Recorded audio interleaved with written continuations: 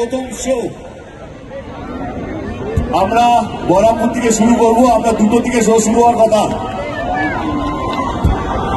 রঘু ডাকাতের বাংলার প্রথম শো বহরমপুরে রাত 1টার সময় কনফার্ম করে গেলাম। আমার মোহন বাবুর সাথে কথা হয়েছে, তার কর্ণধার সোনবাবুর সাথে কথা হয়েছে, তিনি আমাকে কনফার্ম করেছেন। তো এইটুকু বলতে পারি, এই ভালোবাসা আপনাদেরকে ফেরত দিতে পারি যে বাংলায় যদি রঘু ডাকাত কোনো মানুষ, কোনো দর্শক দেখে থাকবে, সেটা হচ্ছে বহরমপুরের মানুষ। এই ভালোবাসা, এই আশীর্বাদের জন্য অসংখ্য ধন্যবাদ।